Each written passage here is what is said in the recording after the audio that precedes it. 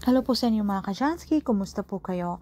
At ngayong araw na ito ay meron naman po tayong bagong ibabahagi sa inyo na kung saan ito po ay mga simpleng paraan para masalo pang maka-attract ng good luck na yan sa usaping yaman man o pananalapi. So bago po ang lahat ay nais ko lang pong ipromote sa inyo para po sa mga gusto ng mga pampaswerte sa inyong mga negosyo, sa inyong mga trabaho, sa inyong mga career, or kung kayo po ay mahilig maglaro ng anumang uri ng sugal, meron po tayong pampaswerte dyan. Para po sa mga interesado ay mag-PM lamang po kayo sa akin. So kung kayo po ay mahilig tumaya ng loto mga Kajansky at malay nyo po ay ito pala ang magiging swerte nyo. Ito po ay depende sa mga numerong ating pinapangalagaan o ating tinatayaan at kung gaano po tayo kahusay sa pag-combine o sa paggamit ng numerology. So gawin nyo lang po ito sa umaga between 6 to 8 a.m. bago po kayo umalis ng inyong pamamahay. Okay? Kung kayo po ay tataya, mas mainam para kayo po ay sundan o kapitan po tayo ng swerte. So gamit lamang po ang dahon ng laurel. So alam naman po natin ang dahon ng laurel, ito po ay napakamabisa dahil ang ibig sabihin po nito sa Latin ay laura. So ito po ay successful o matagumpay. So mas mainam mga Kajansky, meron po tayong mga money oil. Dahil ang money oil din po na pwede natin ipahid sa ating mga kamay dahil ito po ay malakas mag-attract ng swerte, lalo po sa usaping pananalapi. Pero kung wala naman po kayong money oil, wag po tayong ma-stress. Pwede po natin gamitin kung meron po kayong mga olive oil mga Kajansky. Okay? So ang gagawin nyo lamang, okay, dito sa ating dahon ng laurel, isulat nyo lamang po ang inyong mga 6-digit number na inyong pinapangalagaang mga numero.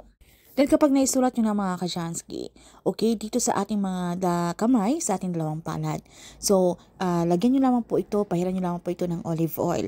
Pero kung money oil, kung wala naman po kayong money oil, kung gusto pong umorder mga Kajansky, meron po tayong money oil. Ito po ay cleanse, bless, and ritualize na po. So, sa mga gustong umorder, mag-PM lamang po kayo sa akin. Pero kung wala naman, wala pong problema, pwede nyo pong gamitin ang olive oil. So, katamtamang dami lamang po, alright? Ilagay nyo po ito sa inyong dalawang palad, ipahid nyo po ito, at ipaloob nyo po itong ating dahon ng laurel. So, ilapat nyo lang po ang inyong dalawang palad. Yung parang tayo po ay nagpipray at ipaloob nyo po doon ang ating dahon ng laurel. And then, dahan-dahan nyo po itong i-rub hanggang mapifeel nyo po ang init, ang vibration ng inyong energy ay malipat po dito sa ating dahon ng laurel. So, dasalan po natin ito mga Kajansky para masala pang ma-activate ang energy nito. So, isang ama namin at isang sumasampalataya ako kung kayo po ay Katoliko. Pero kung iba naman po ang inyong relihiyon ay wala pong problema, pwede nyo pong gamitin. Okay, ang kahit mga personal na dasal. Basta ang importante naman dito mga Kajansky, tayo po ay sincere, tayo po ay taos-puso kapag tayo po ay nakikipag-communicate kay universe. Then pagkatapos mga Kajansky, isambitin nyo lamang po ang inyong mga intensyon. Na halimbawa po na sa pamamagitan po ng mga numerong ito, sa ginawa po natin ritual ay tayo po ay mabigyan ng gantimpala ni universe. Okay, nang sa ganun tayo po ay makatulong sa mga nangangailangan sa ating mga mahal sa buhay. Depende na po sa inyo mga Kajansky. Basta tandaan natin ay dapat good intention lamang po. And then maging positibo, i-claim, i-affirm nyo na po sa inyong mga sarili ang mga swerteng darating na ito. Sambitin lamang po natin yung ating mantra. Thank you universe, now I'm ready to receive the blessings. At ito po mga Kajansky, bago po tayo umalis ng ating pamamahay, sunugin nyo lamang po ito gamit ng mga posporo o lighter, okay? Yung ating dahon ng laurel. At ang abo nito ay isabon nyo lang po sa harapan ng inyong mga front door or ng inyong mga main door.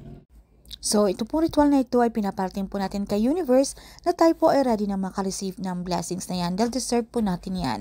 Pero kung hindi pa po mangyayari, ay wag po tayo mawala ng pag-asa mga Kajansky. Pero baka sa ibang paraan na bibigyan po tayo ni universe ng gantimpala o blessings. Alright? And malay nyo naman kung ikaw po talaga yung taong napili na hits na may po ang jackpot. So, why not mga Kajansky? Wala pong imposible. So kung hindi man po sa loto ang inyong mga swerte, malay nyo po ay meron pong ibang mga tao na gagawin pong instrumento ni God na siya po makakatulong sa atin, okay? O kung ano man po yung mga problema natin sa usaping pananalapi, ay hindi nyo pong mamamalaya na unti-unti po natin mabibigyan ito ng solusyon. Magkakaroon po ng katuparan ng ating mga pangarap. Basta't wag lamang po tayo mawala ng pag-asa at tayo po ay patuloy na lumaban sa hamon ng buhay. So every time na kayo po ay tataya, ay pwede nyo po itong gawin araw-araw, alright? So basta tatandaan natin kapag may po tayong ginagawa mga pampaswerte, sabayin pa rin po natin ito ng pagsusumikap, aksyon, mga pagpaplanong gagawin. Huwag po tayong maging tamad at umupo na lamang po sa isang tabi at tayo po ay wala na pong gagawin at mag-aantay na lamang po tayo ng grasya. Hindi po ito ganon. So kinakailangan na makita pa rin po ni universe na tayo pa rin po ay nagsusumikap. Tayo pa rin po ay gumagawa ng aksyon na kung paano pa po tayo masalong umangat sa ating buhay. Okay, dahil tandaan natin na sa atin pa rin po ang may control. Tayo pa rin po ang gumagawa ng ating kapalaran. Nasa ating kamay ang tagumpay, mga Kashansky. Ika nga nila na si Diyos ang awa, na sa tao ang gawa. So huwag po tayong mawala ng pag-asa sa pamagitan po ng mga pampaswerte ito. Ito po ay isang gabayo inspirasyon lamang para masalo pang lumapit ang swerte na yan. Wala pong imposible, mga Kashansky. So good luck po sa inyo. So maraming salamat at kung meron po kayong mga katanungan o hindi man masyadong naintindihan sa topic na ito ay paki-comment na lamang po sa ibaba.